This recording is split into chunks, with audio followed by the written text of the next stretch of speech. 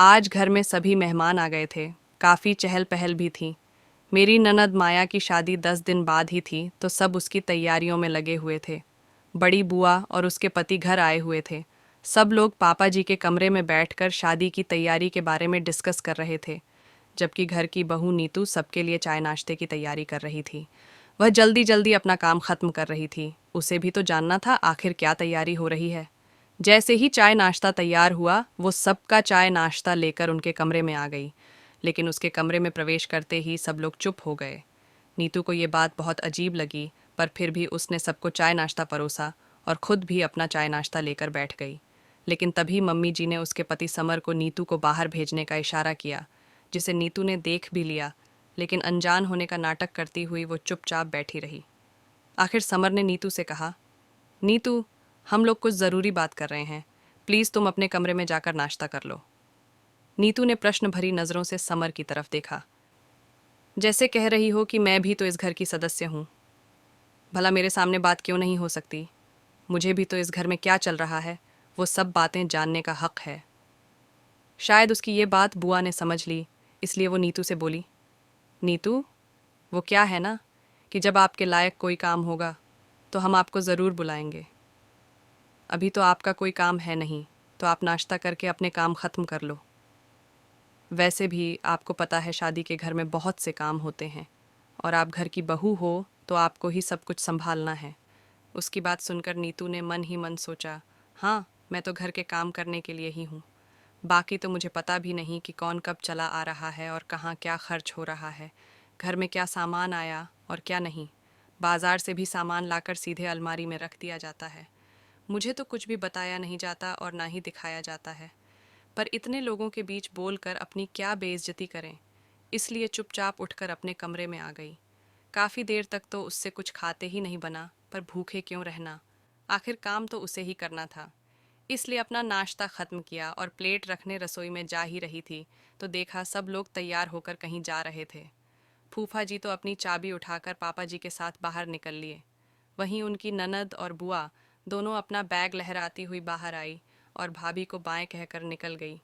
सासू माँ ममता जी भी बाहर आई और नीतू को काम बता दिया, बहू, हम लोग ज़रूरी काम से बाहर जा रहे हैं, तुम रात का खाना तैयार कर लेना और खाने में कुछ अच्छा बना लेना। उसे काम बताकर वो भी बाहर निकल गई। समर बाहर आया और कमरे में अपना वॉलेट और बाइक की चाबी लेने चला गया।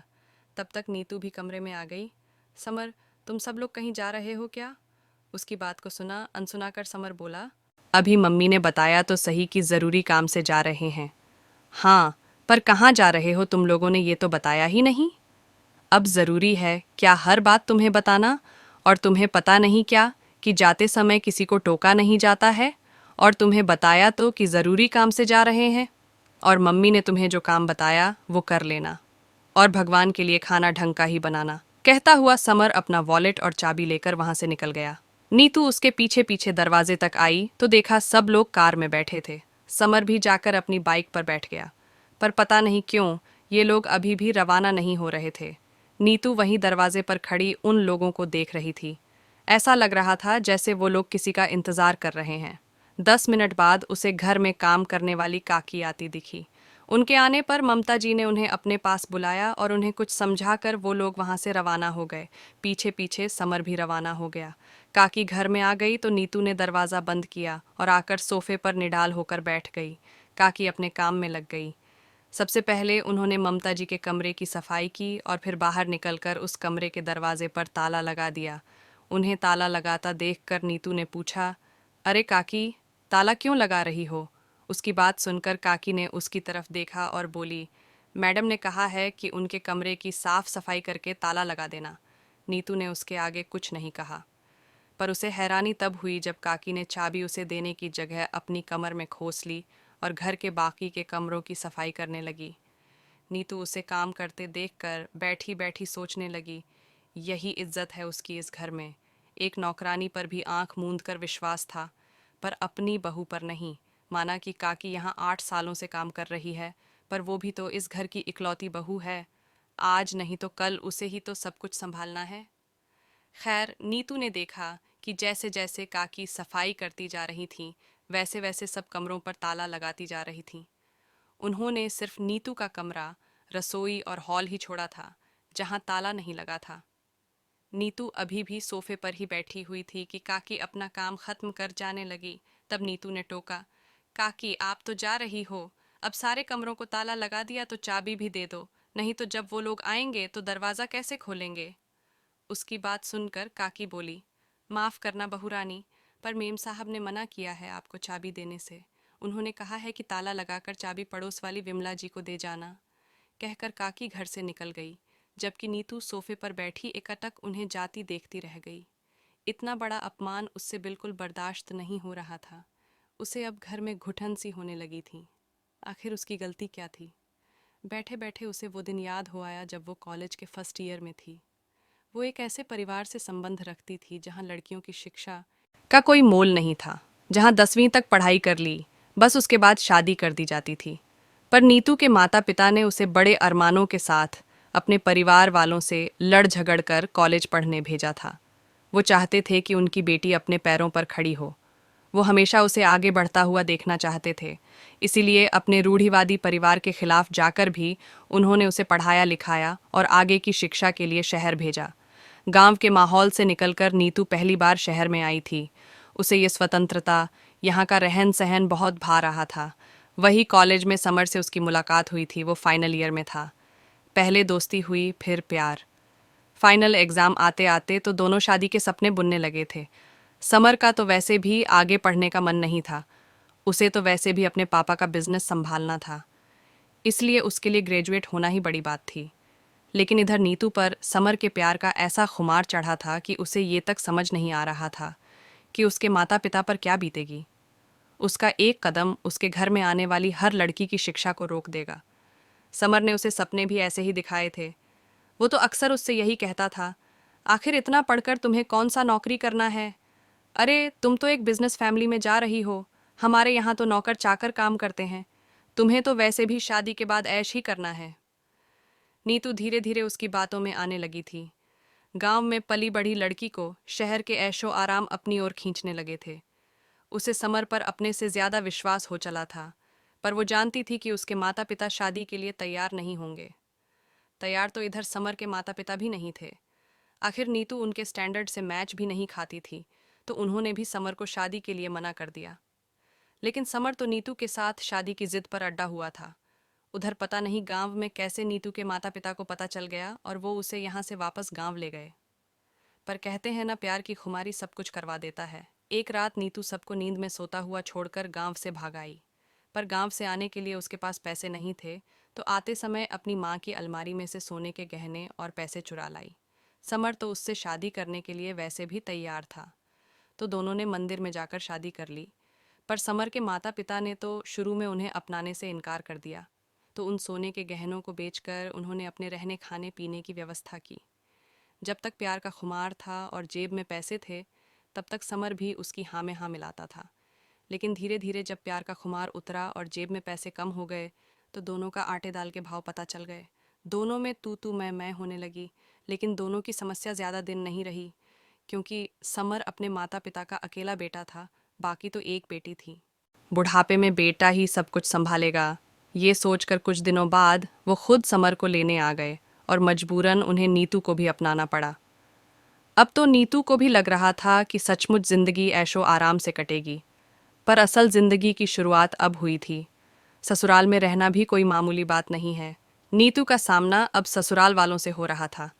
कहाँ तो घर में नौकर चाकर काम करते थे, अब ले दे करके एक काकी रह गई, जो भी घर की साफ सफाई के लिए आती थी। बाकी रसोई का सारा काम नीतू के हिस्से में डाल दिया गया। अब तो समर भी पूरी तरह से अपने माता पिता के कहे में रहता था। नीतू के हिस्से सिर्फ जिम्मेदारी आई थी, उसे कोई अधिकार नहीं दिया गया था। आज उसे पछतावा होता था कि क्यों उसने अपने ही पैरों पर कुल्हाड़ी मार ली। अपने माता पिता का दिल दुखाकर वो यहाँ कहाँ खुश है। खैर, जब उसकी तंद्रा टूटी तो उठकर रसोई में गई और खाने की तैयारी कर दी। इन्हीं सब में दोपहर के 3 बज गए। तब तक सब लोग घर आ गए। समर पड़ोस वाली विमला जी के यहाँ से चाबियां ले आया। हमेशा की तरह सामान सीधे ममता जी के कमरे में गया। अभी सब लोग सामान के साथ ममता जी के कमरे में ही थे कि नीतू उन लोगों को खाने के लिए बुलाने आई।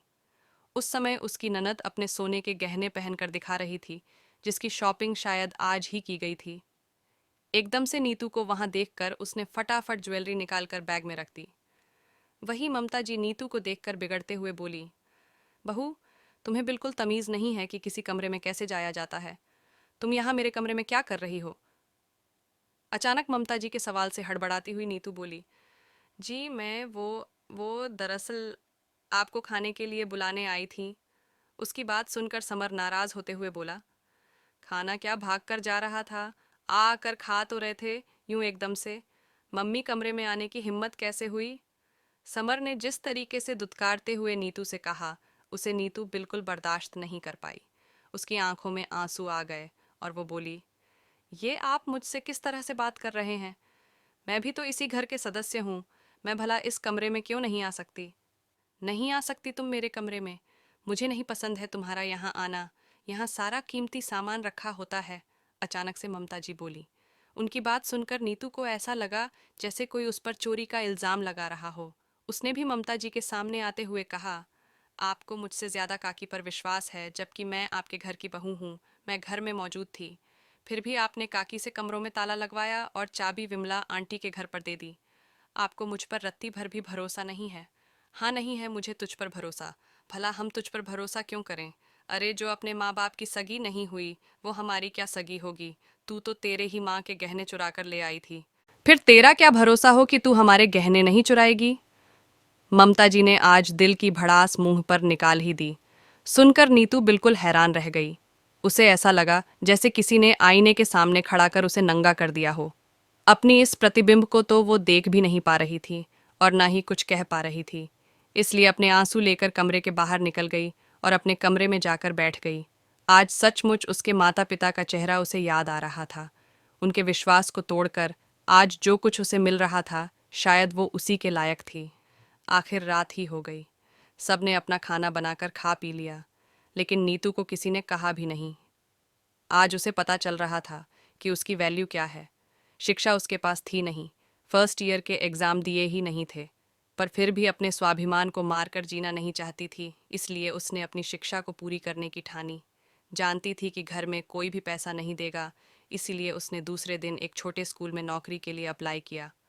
भला एक 12वीं पास लड़की को क्या नौकरी मिले? पर फिर भी डेमो के बाद प्री प्राइमरी टीचर की जॉब उसे दे दी गई। सैलरी सिर्फ 4,000 रुपये। पहले तो घर में कोई इस बात के लिए तैयार नहीं था, लेकिन 6-7 घंटे के लिए कम से कम नीतू से छुटकारा मिलेगा। ये सोचकर ही ममता जी ने हाँ कर दी। अब अपनी सैलरी से ही उसने फॉर्म भरा और अपनी आगे की शिक्षा शुरू की। आखिर अथक परिश्रम और समय के साथ उसने अपनी शिक्षा भी पूरी की और अच्छी जगह पर नौकरी पर भी लग गई। इसी बीच वह एक बेटे की माँ भी बनी। धीरे धीरे घर वालों ने भी उसे स्वीकार कर लिया, लेकिन आज भी मन का एक कोना खाली था। कई बार कोशिश भी की माता पिता से बात करने की, लेकिन पिता ने ये कहकर दुत्कार दिया कि तेरा साया भी मैं अपने घर पर नहीं पड़ने दूंगा। इसलिए इस दुत्कार को अपनी जिंदगी का हिस्सा मानकर वो अपनी जिंदगी जीती रही। अगर आपको हमारी कहानियाँ पसंद आती हैं तो कृपया इस वीडियो को लाइक करें, शेयर करें और हमारे चैनल को सब्सक्राइब करना न भूलें। धन्यवाद।